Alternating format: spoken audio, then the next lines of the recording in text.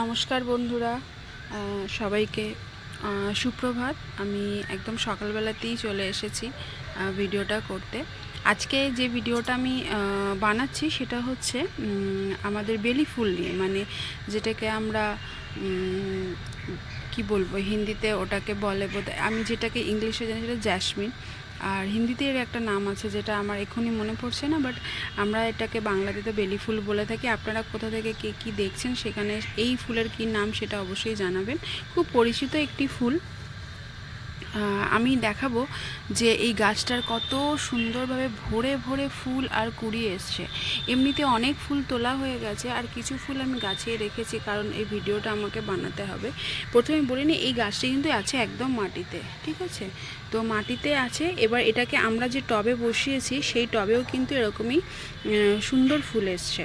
তো আমি দেখিয়ে দিই যে এই যে কুঁড়ি আপনি দেখছেন, এই কুঁড়িগুলো অনেক সময় কি হয়, নতুন গাছ হলে কুঁড়িগুলো ঝরে পড়ে যায়। তো কুঁড়ি ঝরে যাওয়ার কারণ হিসেবে আমরা ভাবি যে গাছটার বোধহয় জল বসে গেছে বা কিছু, তা নয়। অ্যাকচুয়ালি নতুন যদি গাছ হয়, সেটা জবা গাছ হোক বা বেলি গাছ হোক, সেটাতে কিন্তু কুঁড়ি ঝরে যাবে। কিছু কুঁড়ি ঝরে যায়, কিছু ফুটবে।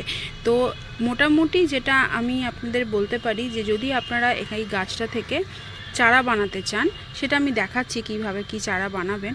তো তাহলে এটার মোটামুটি 1 বছর পর আপনি ফুল পাবেন। এই ফুলটি সম্পর্কে বলে নিই, এটা একদম গ্রীষ্মপ্রধান দেশের গাছ এবং এটা সবার বাড়িতেই আমরা কম বেশি দেখে থাকি। আর ঠিক এই মার্চ, এপ্রিল, মে অবধি এই গাছগুলো ফুল দিয়ে থাকে।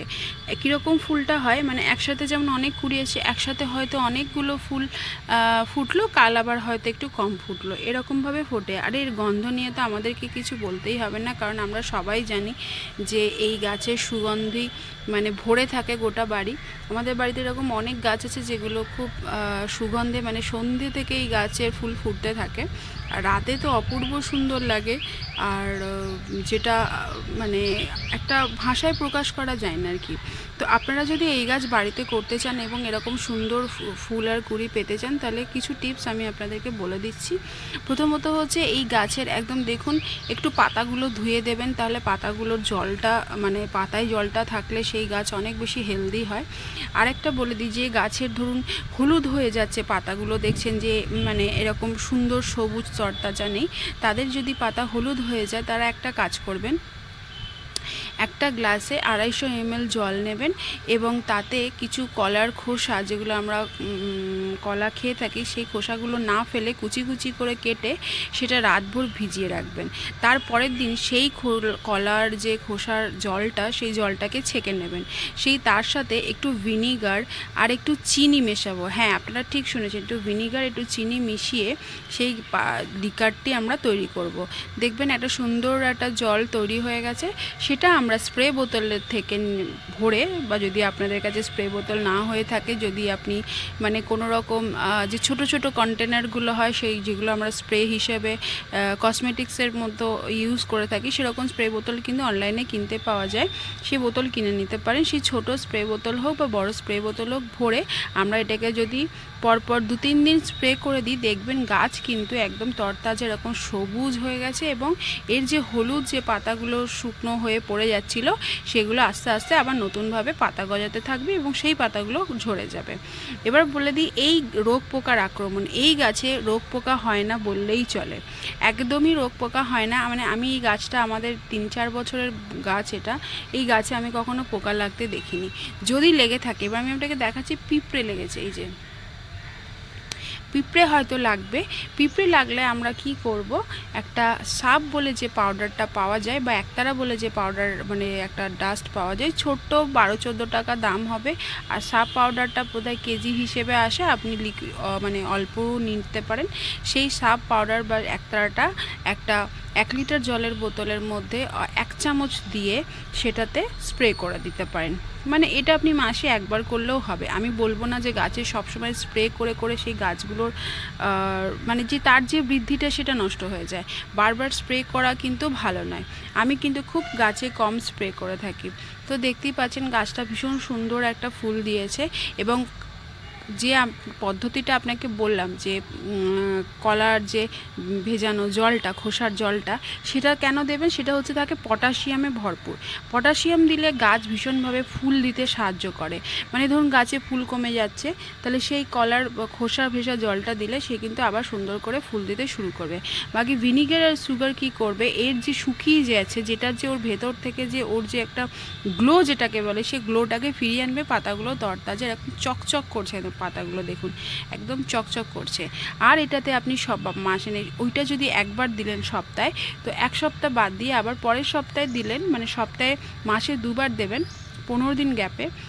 সবজি ভেজানো জল দিলে, মানে সবজির খোসাগুলো 1-2 মাস এগুলো স্টোর করে সেই জলটাকে নিয়ে 1 মগ জলটা, মোটামুটি 10 লিটারের মধ্যে 1 মগ জল দিলেন, সেটা মিক্স করে সেই জলটা আপনারা সমস্ত গাছে দিতে পারেন। এটাতে কোনো ক্ষতি হয় না এবং গাছও সুস্থ সবল সুন্দর থাকে। আচ্ছা, এবার আমি বলে দিই যে এই যে আমরা চারা তৈরি করব, তার জন্য লাগবে এরকম একটা কাঁচি, ঠিক আছে? তো আমরা কি করব, একটু মোটা স্টেম নেব। মানে যদি খুব এরকম পাতলা স্টেম নিই, এই যে একটু পাতলা যেগুলো, এগুলো যদি আমরা নিই, এগুলো একদম নতুন, তো এগুলোর একটু গ্রোথ হতে সময় লেগে যাবে। আমি দেখাচ্ছি যে একদম মোটা আমরা একটু ওরই মধ্যে যেটা মোটা আছে সেরকম নেব।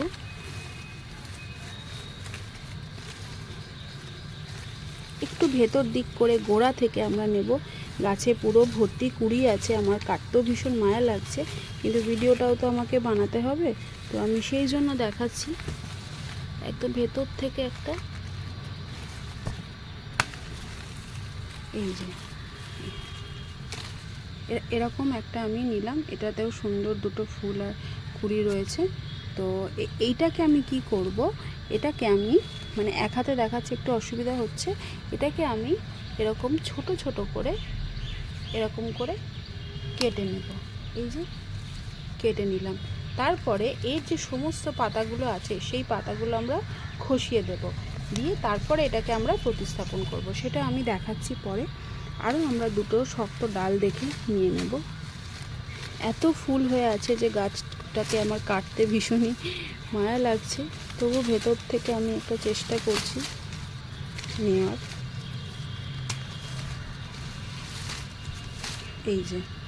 এই যে এরকম একটা নিলাম এবং চেষ্টা করবেন সোজা নিতে। আমার এটা একটু ব্যাকা হয়ে গেছে ডালটা, কিন্তু আমি এটাকে ঠিক লাগিয়ে ফেলবো।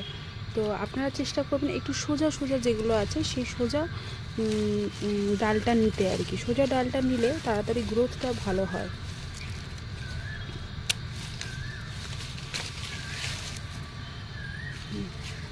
এই যে আমরা নিয়ে ফেলেছি, এবার দেখাবো এটা কিভাবে আমরা প্রতিস্থাপন করছি। চলুন, এই ফুলটার শোভা তো আপনাদের দেখিয়ে দিলাম। দেখুন, আপনাকে আমি দেখাচ্ছি কোথা থেকে কোথা অবধি ফুলে একদম ক্লোজে দেখাচ্ছি। পুরো ভরে আছে ফুল একদম চারিদিকে। এটা অ্যাকচুয়ালি আমাদের মাটিতে আছে, এটা আমাদের, আমি আগেও বলেছি ভিডিওতে, এটা আমাদের বাড়ির পিছনের দিকে বাগান। তো সেখানে কিছু গাছ লাগানো আছে, সেখান থেকে আমি ডাল কেটে কেটে এইভাবে টবে লাগিয়ে থাকি। চলুন দেখাই। চলুন বন্ধুরা, দেখিয়ে দিই এবারে কিভাবে এই ডালগুলোকে আমরা পুঁতবো, মানে এটাকে প্রতিস্থাপন করব, যাতে এর থেকে পরবর্তীকালে আমরা চারা তৈরি করতে পারি এবং একটা সুন্দর গাছ পেতে পারি। তো চলুন আপনারা দেখতে থাকুন আমার সাথে। প্রথমে যেটা করব, এই যে ডালগুলো আছে এর যে পাতাগুলো, এর পাতাগুলো সব আমি কেটে দেবো, মানে এর যে ফুল বা পাতা যা যা আছে সব কেটে দেবো। ওই মোটামুটি 4 থেকে 5 ইঞ্চি মতো ডাল নিয়ে, এই এতটা ডাল নিয়ে আমি বসাবো। চলুন দেখতে থাকুন আমার সাথে আমি কি কি করছি।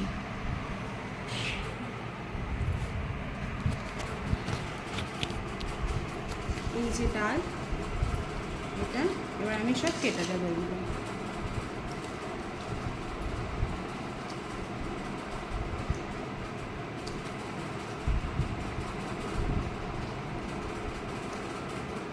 জাস্ট এইটুকুটাই নেব, এই যে এইটুকুটা নেব, দেখুন এতটা।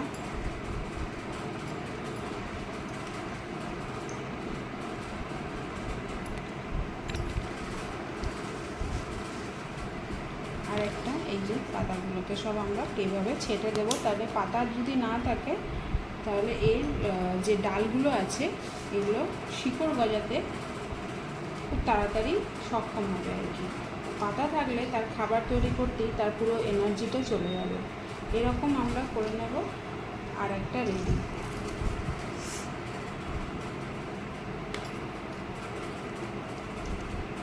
একটা রেডি করে নেব।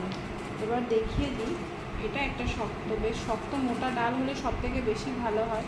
সরু ডালগুলোই কী হয়, শিকড় গজাতে তার সময় লেগে যায়, মানে তার শক্তিও কম থাকে, তো সেই হিসেবে আমরা এখান থেকেই কেটে নেব। হয়ে গেল, যে কাটা হয়ে গেল। এবার কি করব, এই যে নিচের ডগাটা জাস্ট একটু বেঁকিয়ে কাটবো। একটু ক্লোজে দেখো, এই যে এইভাবে কাটবো, যাতে এই রকম একটা ভালো অংশ থাকে এবং এইগুলো থেকে পরবর্তীকালে শিকড় বেরোবে। এরকম করে কেটে নেব সবগুলো।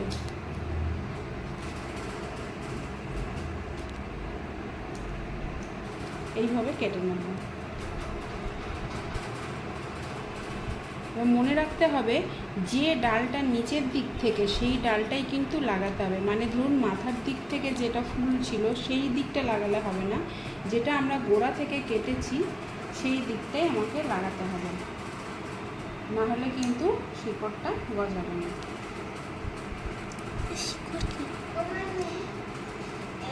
এই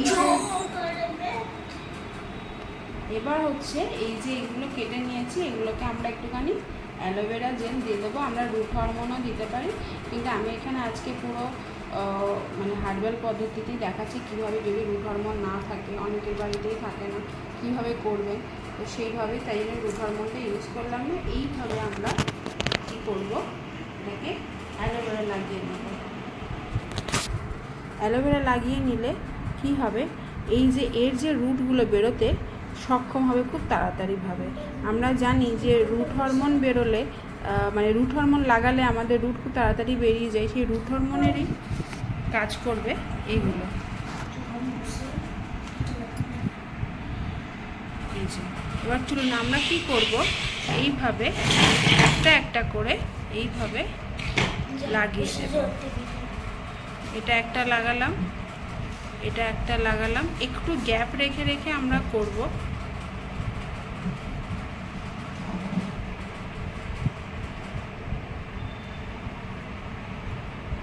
ফাইনালি এটা মিডিলে দিয়ে দিলাম। আপনারা যদি, আমার যেহেতু এগুলো এখনও পুরো লতায় পাতায় হয়েছিল বলে ডালগুলো একটু সরু, কিন্তু আপনারা চাইলে মোটা যে ডালগুলো আছে সেগুলি মানে ব্যবহার করবেন, তাহলে খুব তাড়াতাড়ি রুট মানে গজিয়ে যাবে এবং পাতা ছাড়তে শুরু করে দেবে। এই যে ফুলগুলোকে আমরা এভাবে সব সরিয়ে দিয়েছি, এগুলোর কোনো কাজ নেই। এইভাবে দেখুন বসানো হয়ে গেছে আমার। এবার কি করব, এটা শুধু কিন্তু আমি বসিয়েছি বালিতে। এটা আছে আমার 4 ইঞ্চির মতো টপ, 4 থেকে 5 ইঞ্চি।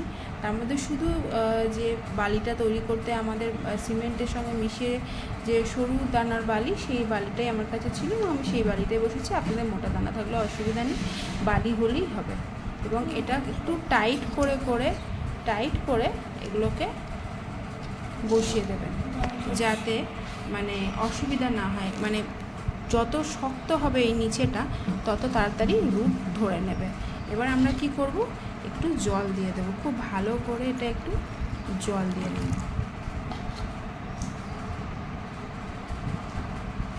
জল দিয়ে নিলাম আমরা। এটা কিন্তু আমরা সানলাইটে রাখবো না।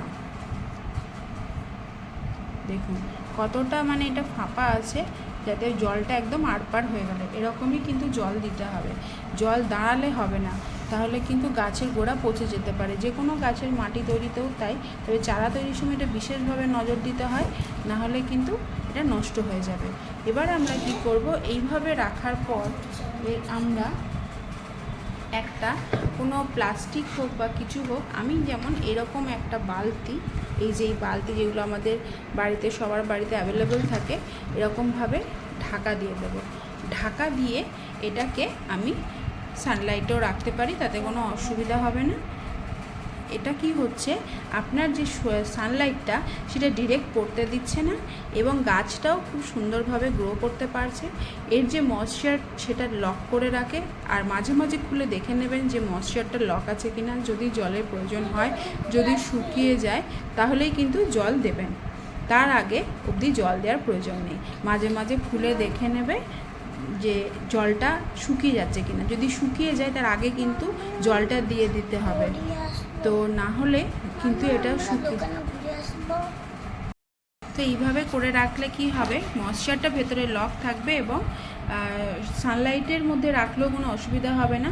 শুধু দেখা আমাদের কি না, জলটা যাতে শুকিয়ে না যায়। জল যদি শুকিয়ে না যায় তাহলে এর গোড়া তাড়াতাড়ি করে মানে শিকড় ছাড়তে শুরু করে দেবে এবং রুট তৈরি হয়ে গেলে গাছও আমার তৈরি হয়ে যাবে। তখন আমরা কি করব, এটা থেকে একটা একটা করে সরিয়ে আমরা যে টবে যেরকম সাইজের টবে 8 ইঞ্চি 9 ইঞ্চি 8 ইঞ্চি 10 ইঞ্চি 12 ইঞ্চি যে যেরকম টবে লাগাতে চান সেই টবে আমরা আলাদা আলাদা করে লাগিয়ে দেবো।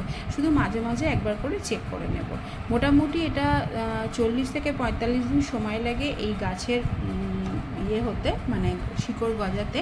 তো সেই শিকড় গজানো অবধি সেই টাইমটুকু দিতেই হবে ধৈর্য ধরে। আমরা যারা গাছ করি জানি যে অনেকটা ধৈর্য ধরতে হয় আমাদের, নাহলে একটা ফুল পেতে আমাদের অনেক সময় লেগে যায়। এই গাছ কিন্তু 1 বছর পরেই ফুল দেবে।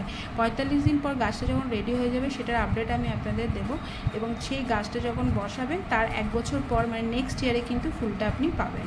এবং তার মাঝে মাঝে কী পরিচর্যা হচ্ছে সেটাও আমি পরবর্তীকালে জানিয়ে দেবো। যদি ভালো লেগে থাকে প্লিজ সাবস্ক্রাইব মাই চ্যানেল, পাশে থাকা বেল আইকনটা প্রেস করুন, তাহলে নোটিফিকেশানগুলোও পেয়ে যাবেন। আর বাগানি বন্ধুদের সাথে অবশ্যই শেয়ার করে দেবেন এই একটি উপকারী টিপস।